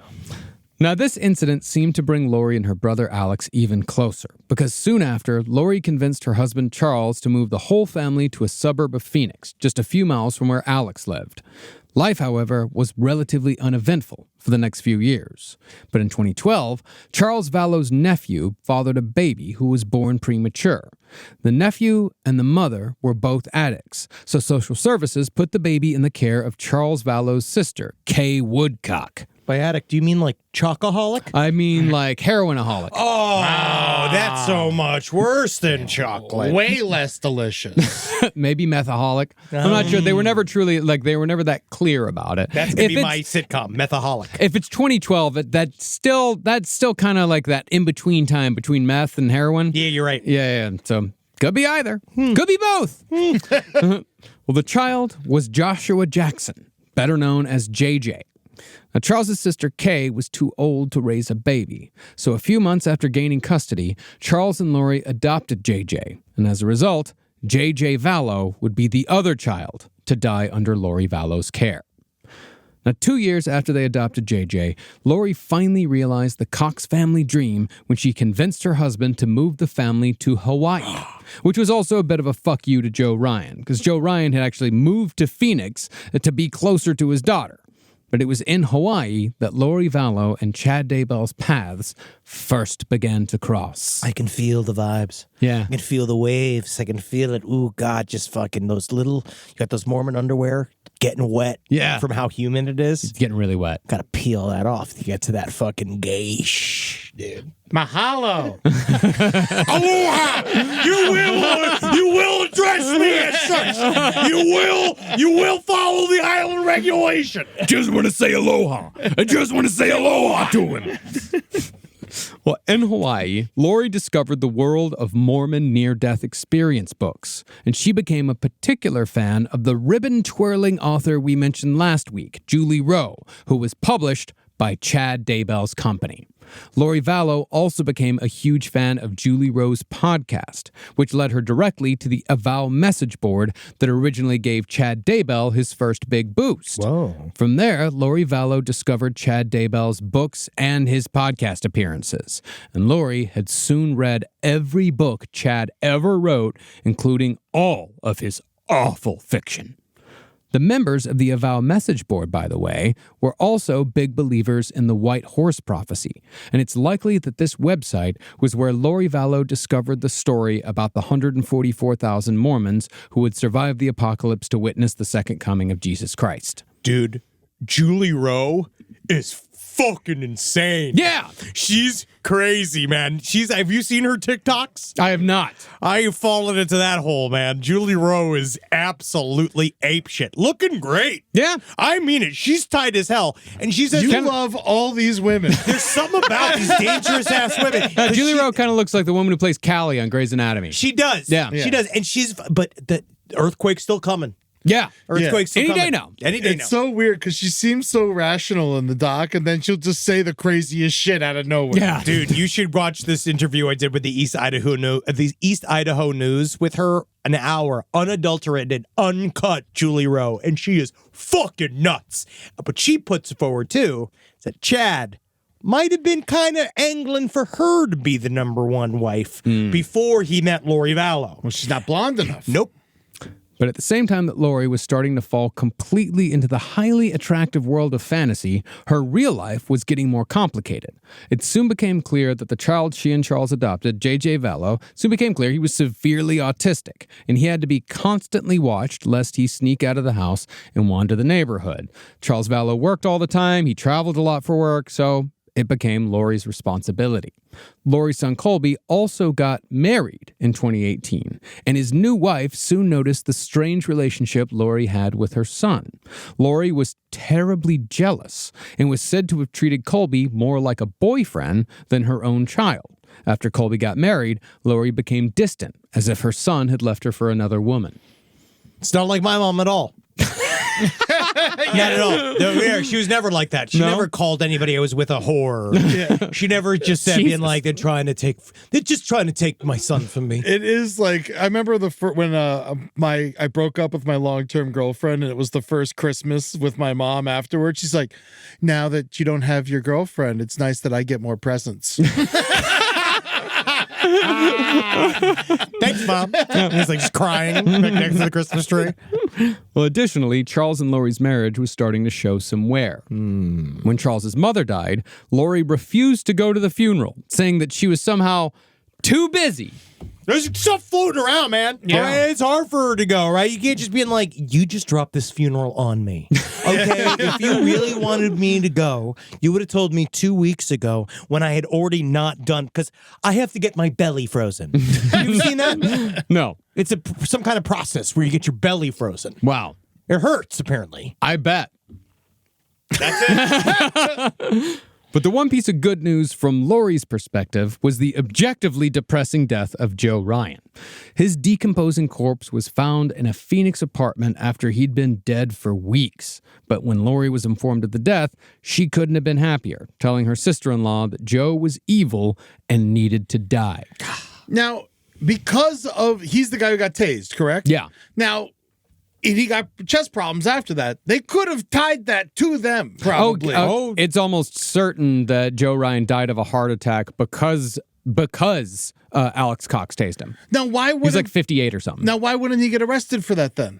Because they would have to press charges in the first place. Yeah, it's hard to prove that. Yeah. And They never went for the... Yeah, It's hard to prove, but I knew immediately. Well, but that's the other thing, too, is that at this point, Joe Ryan's just a corpse in a fucking apartment in Phoenix. You know, he's as far as the police are concerned, he's a divorced man with a bunch of pictures of his daughter around his apartment, bunch of liquor bottles around, who died of a heart attack, and no one cared about Joe Ryan. No one gave a shit. I just gotta say, I'm looking at this whole crime scene, and I gotta say, what a life.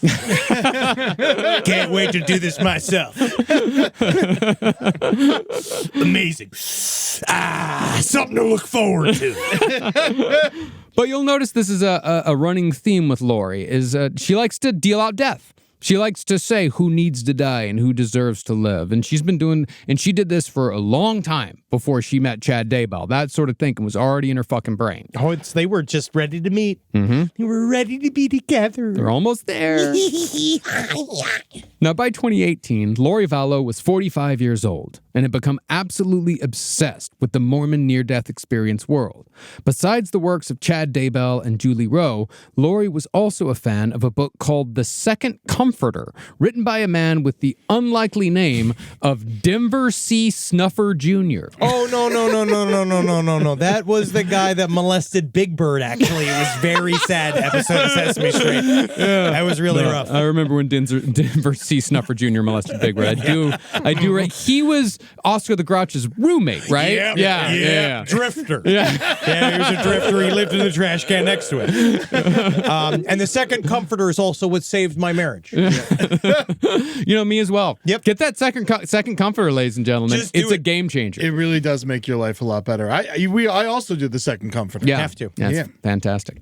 But in the Mormon world, you can't be into the near-death experience trip without also falling into the end times obsession, because these two subjects were intrinsically linked by the time Lori arrived on the scene.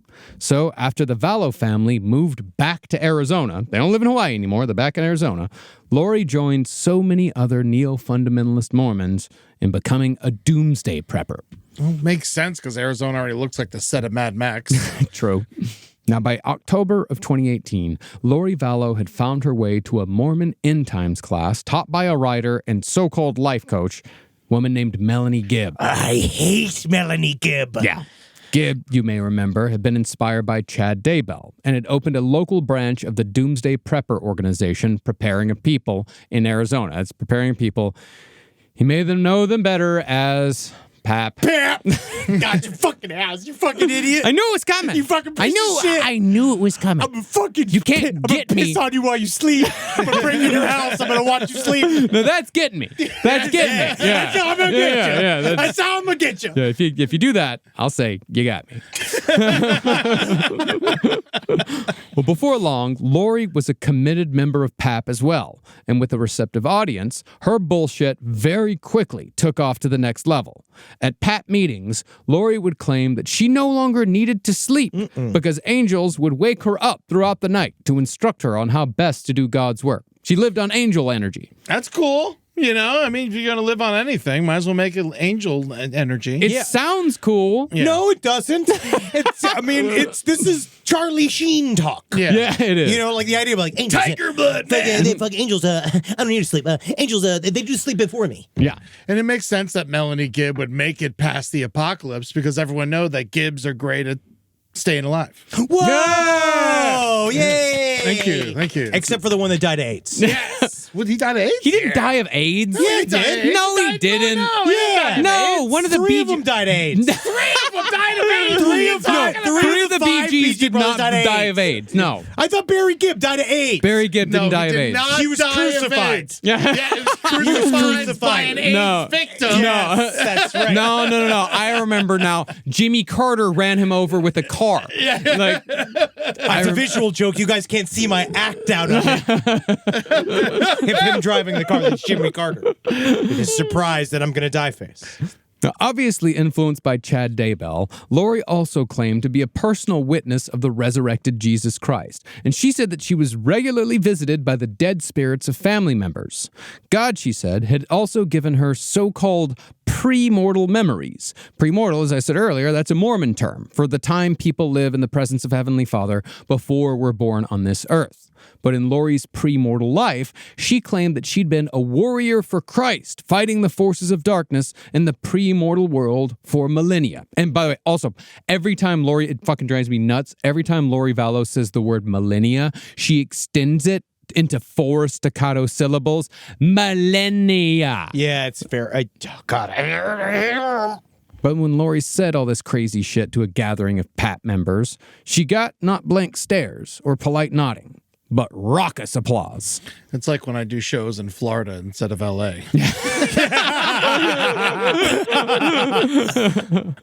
And so the week after Lori was completely and totally validated for her extraordinarily arrogant beliefs, Melanie Gibb took Lori to a PAP conference in St. George, Utah. 15 guest speakers were on the bill, but the one that Lori Vallow wanted to meet more than any of them was her favorite near-death experience author and podcaster, Chad Daybell. Yummy yum.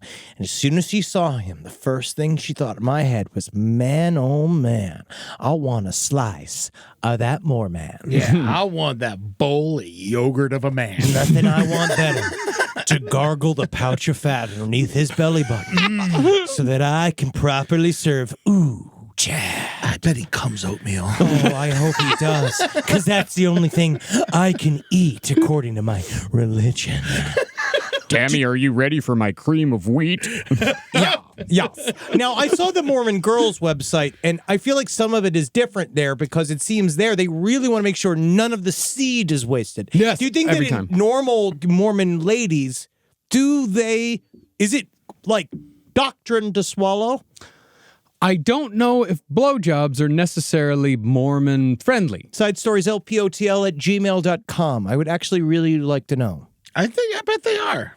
They're probably fine. I mean, I guess it's between a consenting father and son, then it should be fine. I imagine if they're not using the vagina, should be all good to go. I feel like it's the opposite. No, yeah, because the big Mormon thing is soaking. Yes. Yeah. But I just don't know if you swallow if it makes it legal, because then it's food.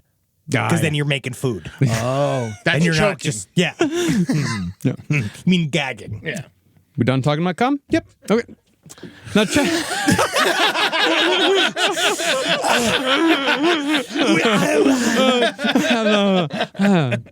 But Chad claimed that right before this conference in St. George, his so-called spiritual voice, the one that supposedly guided him in his everyday life, This voice told him that he would meet an extraordinary woman at the conference that day, a woman who would change his life forever. One day you will meet your Deborah. Dearest Chad. No, Chad. Deborah will make you happy. She will. Ramona Yoda. Yeah. Well, conveniently, Chad had made himself totally free to meet whoever he wanted that weekend, as he'd left his wife and 5 children back home in Rexburg, Idaho, aka New Jerusalem, for this particular conference. And there ain't no such thing as cheating at a PAP conference, because what happens at a PAP conference stays at the PAP conference, and then it gets out. Yeah. And it kills your children. Yeah. But the PAP conference does sound like a bunch of women in their feet and a bunch of fucking the big, like a big pap smear conference. Oh, there it is. You know what I mean? Yeah. I guess it sounds like that. Guy going in there with, don't they use a hook? Yeah, they use a hook. What else do you think about pap smears? What else do you think happens down there? I love them in the germs. Yes, pat smear, yeah. Germs, Nirvana, all that. Mm-hmm.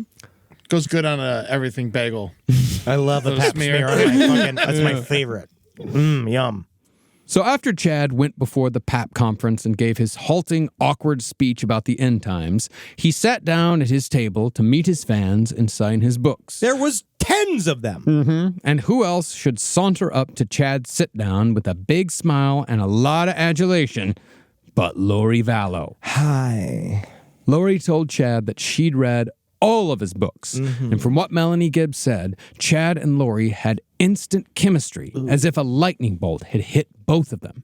And indeed, it does seem like Chad and Lori went from 0 to 100 almost instantly.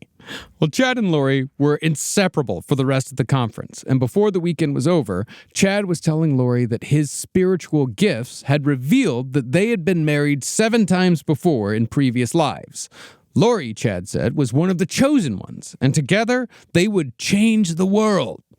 Chad also told Lori that she had spiritual powers that only Chad could unleash in full. So they exchanged numbers at the end of the conference and continued communicating after they parted ways. That's just how you flirt at an end times conference. Yeah, we've been married 7 times. Also, if like anyone's gonna commit adultery at a conference, it's the end times conference. Yeah, they're not expecting to live much longer. Well, that's the whole thing, right? Is that they all now believe that every single thing is the end justifies the means. Is that it's all careening towards everybody's gonna be dead anyway. And it adds a sense of urgency to everything you do. Absolutely everything. So it does tend to make you make bad decisions. Decisions like, hey, why don't we kill our spouses? Or, hey, why don't we kill my children? Because you just think, not a lot of time left. We got to get this shit kickstarted, and it's not really going to matter anyway. And they also believe that there is no pause between this life and the next life. Yeah. They believe the next life is as real and is as concurrent as this life. So you won't miss anything. Death is not anything. Yeah. Now, as we said, Chad was a bit of a dud in both personality and looks. Hey. Or at least that's the case by non-Mormon standards. Me? I'm the human version of Parcheesi.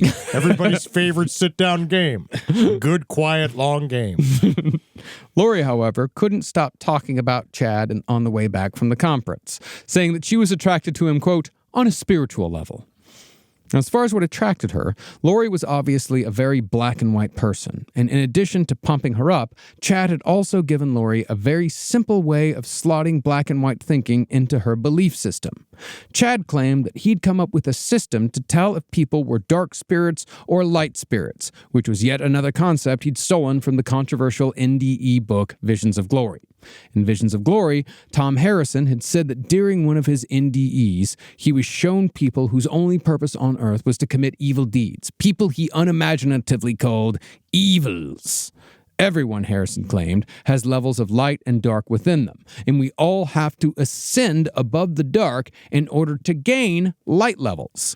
What I don't understand is, and I know I'm trying to make sense of something very, very stupid. Yes.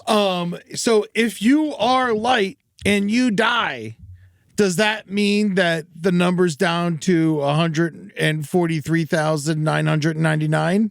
people that are saved? See, the 144,000 only happen after the rest of us are dead. Yeah. Okay. And that's even still debated as to whether or not what that number means. So if I'm light and you're dark and I die, does that mean that you have a chance to take my light? It makes no sense. No. You're killing me, sir. No, the big lesson with this, honestly, the Visions of Glory, like the real hidden thing, is the idea that when you do bad things, you allow these evil spirits to gain agency over you. Yeah. So it is your fault. That's the key here, is that no dark... See, light is like... In his world, if you're a Mormon already, in a capital M Mormon, you are a light.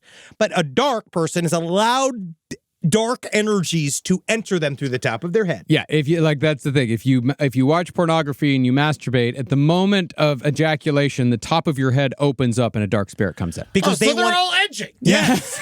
Well, because demons want experience coming because they're disembodied. They never had bodies. They're disembodied spirits. And so they have to jump into you the moment you come. And then this is all real, according to them. Then when you come, the devil gets to be like come and go wee out of your dick, and it gets to experience the whole thing because devils love coming out from the inside of balls. Mm-hmm. Cool. So does that answer your question? No. Come here. I want to shake your hand. So I assumed that after reading about the light-dark system in Visions of Glory, Chad developed his own system to classify people into light or dark categories. The more light you were, the more aligned with God. And the more dark, the more you were aligned with Satan. But as we said in the first episode, Chad really did turn Mormonism into a tabletop RPG. And he quantified how light or dark someone was by giving them a number between 4.3 and negative 4.3, or 4.3 light and 4.3 dark. Now, Chad had chose the number 4.3 because it added up to 7.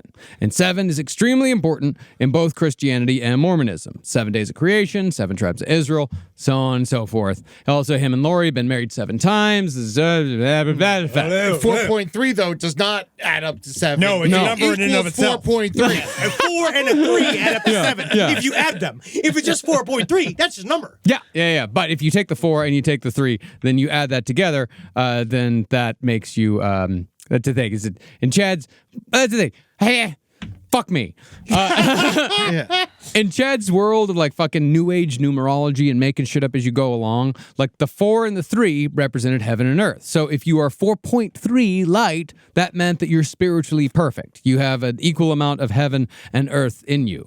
But if you're 4.3 dark, then you're perfectly spiritually imperfect, I suppose. Although it would have been a fuck of a lot cooler if like the most like dark you could be was 6.66 dark. Yeah. Dude, that's called branding. Yes, it is. If he was actually making this into a tabletop RPG, which I actually think you should do at home. Sure. I think the Lori Vallow, Chad Daybell at home game would be really fun. And that's how you do it. You'd probably roll for it. Yeah. But I think 6.66 has to be the end of dark. Yeah, it has to be. But then that's the thing, is that you can't. It's Grayskull. But what's his name? Yeah, but you can't. But if Yeah. you were 6.66 dark, that makes you like a bigger number than like 4.3 light. But that's because the evil's always more powerful than good in the beginning, but in the end, they always lose. It's easy. You could just make it 7 light and 6.66 dark. So that way there's no equality there. Let me call Chad. I actually have some numbers through my bosses. Now, all of this, again, sounds very stupid. Yes. And it only gets dumber from here. To tell who was a light or dark spirit, Chad used a magical artifact, a golden owl necklace that he believed was a gift from God. Chad would ask the necklace questions, and it would swing one way or another to suss out the light or dark tone of a spirit. Sussing out tones, however, was only part of the owl necklace's power. Chad would also bring it out during those gatherings he'd host at his home, and he would use it to tell people things about themselves and their past lives, things that made Chad appear to be very spiritually connected in the Mormon world. The owl would swing back and forth for a yes or swing in a circle for no. But according to one of Chad's former friends, Chad would find out who was coming to his gatherings beforehand and Google everything that he could find out about him. Then he would pretend that that information that he gathered on Google came from the necklace. And the worst part about asking the owl is that all the hours of like, now tell me, magical owl, is Tylee dark? Who? Tylee. Who? Timely, magical owl. Hours of this. It's very cute. Yes, thank you. It only did involve the deaths of all these children. It would be entirely cute. I wonder what he did when he went to Hooters. Oh, yeah. He was like, owls everywhere. But I do think that Chad did actually believe in his own bullshit, because after Chad got back to Rexburg after meeting Lori, he immediately took his owl necklace and began a detailed light and dark spirit analysis of Lori's whole family, including her ex-husbands and her dead relatives. Not surprisingly, Lori Vallow herself was 4.3 light, spiritually perfect. Whoa! Guess what, Chad Daybell? 4.3 light. Whoa! Spiritually perfect. Of course he was. Yes. They're so blessed. They really are. Both of Lori's parents and her dead sister Stacy, 3 light on Earth. But Stacy, since she'd gone to heaven, she was now 4.1 light. That's like your survival rating in Naked and Afraid. Yeah. It doesn't really make sense either, that one either. No. They No, just no. make up those numbers. Very arbitrary. Yeah. Also not surprising was Chad's appraisal of Lori's ex-husbands. Her second husband was too dark, while Joe Ryan was on the totally opposite side of Lori's spectrum at 4.3 dark. He's dead. Yeah, he's still 4.3 dark. Well, Yeah. he was 4.3 dark when he was on Earth. Wow. Yeah. Chad's awesome. He's so smart. You're cool. Also, guess what that is? Folk magic. Yeah. It's fucking the same thing that Joseph Smith did. Yes. It's another fake bullshit, like, it's literal old-timey con man shit. Magical objects play a massive role in Mormonism. And they amazing. continue to this day. Like, yeah. you can just say, like, oh, yeah, I have a magical object because Joseph Smith had magical objects. You know, and you can just say whatever the fuck you want. And, you know, as long as you kind of talk a good game and stay within the bounds that everybody's expecting you to stay within, then you can get a long fucking way in Mormonism with a magical owl necklace. Oh, wow. God, we gotta do it. Sure. We can get one. Yeah. Interestingly, though, Chad was all over the place in the beginning when it came to quantifying the people who would end up dead as a result of his and Lori's beliefs. Charles Vallow, Lori's then current husband, started at 3 light, and their adopted son JJ was even better. He was a 4.2, damn near perfect. Tylee, however, Lori's daughter, she was 4.1 dark. And I believe that this negative rating may have been where the first seed of getting rid of everyone keeping Chad and Lori apart was planted. See, almost immediately, Chad began blowing copious amounts of spiritual New Age Mormon smoke up Lori's ass. And Lori's ass was just about as wide open as it could possibly be to welcome it in. As wide as a Swiss sailor. Lori's brother Alex soon joined his sister as a follower of Chad Daybell, and within 9 months of Chad and Lori's first meeting, Lori's fourth husband Charles would be dead by Alex Cox's hand. Charles would be just the first of 4 people to die as a result of the fantasy world Lori and Chad would soon create together. And it's with the creation of that world that we'll pick back up next week for Chad Daybell and Lori Vallow, Part 3. Wow. Man, I just fucking love this whole goddamn story so fucking much. It's incredible.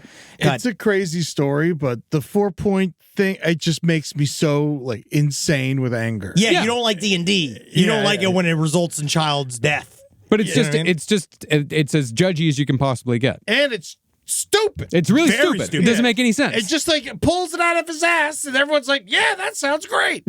And whoever said before was completely incorrect. Andy Gibb died of a drug addiction, and Barry Gibb's still alive.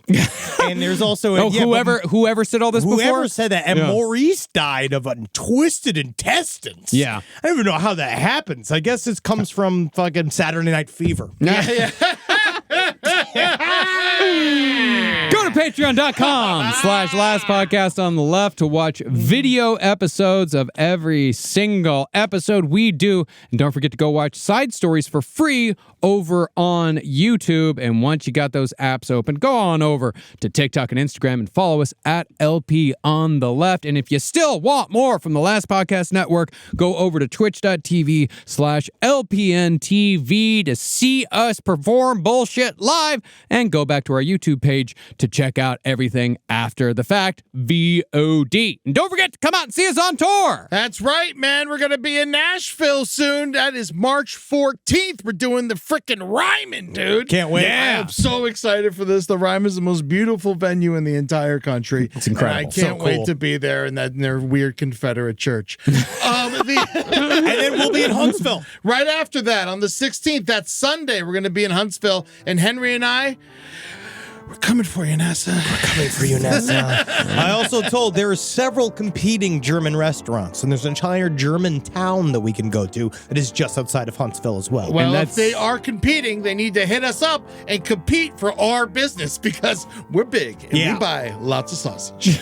I can't wait. So this NASA headquarters, not Yes. headquarters, but They had a sudden influx of German population around 1945. 1945 or so, for some reason, yeah. And they just had to find a bunch of different, it seemed to be they were very demanding clientele. And they seemed Particular. Oh, yes. Yeah. And they just seemed to create a lot of, they found a way for them to be really comfortable Yeah. in Alabama. No, now that I think about it, the Nazis were quite fussy. Oh, my God. You know, they really, really were. Yeah. Really, I call them pains in the asses. Maybe they were just upset because they're all the cuckoo clocks driving them crazy. Yeah, I can never sleep. I cannot sleep. All right, well, hail Satan, everyone, because Satan actually won't kill your kids. He Yeah. wants nothing to do with your fucking kids. Yeah, Helgeen, he never killed a single child. Yes, and hail Gene Hackman. Well, we don't know yet. What do you mean? We don't know whether it sounds It was like carbon monoxide poisoning. yeah. No, it's all that completely got debunked. No, carbon monoxide poisoning is actually highly suspicious. They have no idea what happened inside the house. Well, I'm still hailing a blind cat. Yeah, do it while you can. But please, let's not get into a Chris Benoit situation here. with Gene Where- Hackman, with a kid, with He the was wife. 95. The wife was found mummified. She'd been dead for days, and they found him. They might have followed. It looks like either she died suddenly, and then he fell, and then he had pills, and then the dog ate the pills. Is why the dog died. That is like one thing that they're saying, but otherwise they don't know because the front door was open. That was what's also weird. So somebody could have went in there. For days, the door was open? Apparently, they All could. right, stay tuned for side stories.